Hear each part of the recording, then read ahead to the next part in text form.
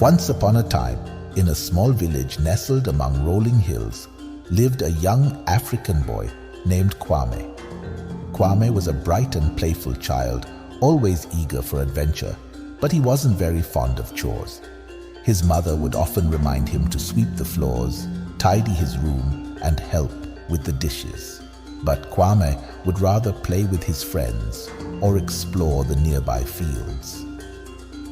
One hot afternoon, his mother asked him to fetch water from the well.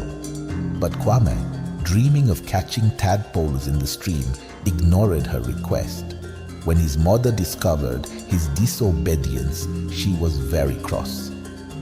"Kwame," she scolded, "you are a lazy boy. Why can't you ever listen?" Her voice was stern, and it filled Kwame with shame and a flash of anger. Tears brimmed in Kwame's eyes, and before his mother could say another word, he turned and bolted out the door. He ran without looking back, his heart pounding with a mix of sadness and defiance. Kwame ran as far as his legs would carry him, far beyond the familiar paths of his village. The sun began to set, and thick shadows crept among the trees. Soon he found himself in the heart of a dark, unfamiliar forest. The wind whispered through the branches, and strange noises sent shivers down his spine. His stomach rumbled with hunger, and a wave of panic washed over him. He was lost, alone, and darkness was wrapping its fingers around the forest.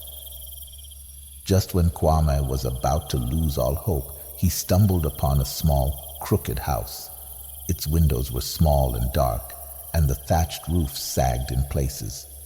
A faint light flickered from within, and Kwame, desperate for help, timidly knocked on the door. An old woman, her face lined like old parchment and her eyes like shiny black stones, opened the door. "What are you doing out here, child?" she croaked, her voice sounding like the rustling of dry leaves. Kwame explained that he was lost and had run away from home. The old woman clucked her tongue and invited him inside. The house smelled of damp earth and something strange that Kwame couldn't place. "What's your name, child?" she asked, a sly smile creeping across her face. "Kwame," he replied. "Well, Kwame," the woman said, "I could offer you shelter for the night, but it comes with a price." Her voice had changed, becoming low and menacing. A prickle of fear slithered down Kwame's back.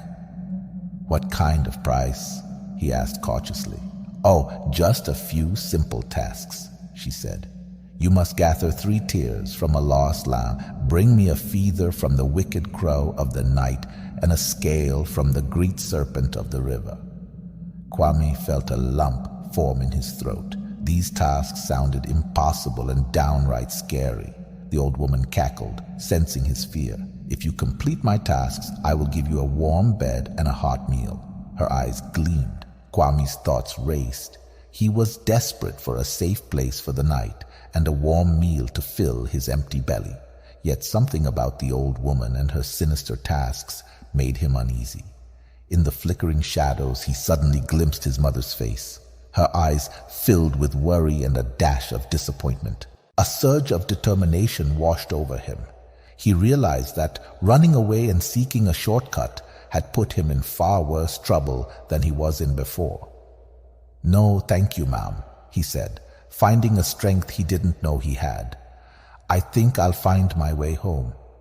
The old woman's grin twisted into a scowl. "Foolish boy," she snarled. "You'll never make it through the forest alone." Kwame ignored her and turned on his heels. Ignoring the old woman's words of warning, he ran through the darkness, guided by the distant memory of his village. It was a long and terrifying journey.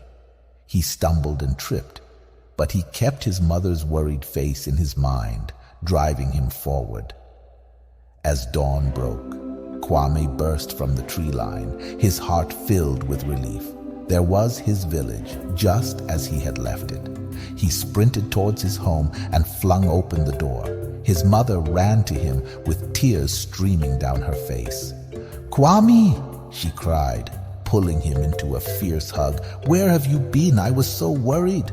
"I'm sorry, Mama," Kwame sobbed, clinging to her. "I ran away and got lost." He told her all about the creepy old woman in the woods and her terrible tasks. His mother held him close, stroking his hair. "Don't worry, my child," she soothed. "You're safe now. Let's get you something to eat." As he ate, a wave of warmth washed over Kwame. Despite his terrifying journey, he felt lucky at that moment. Home was filled with love and forgiveness, better than any sinister bargain an old woman could offer. He learned a hard lesson that day.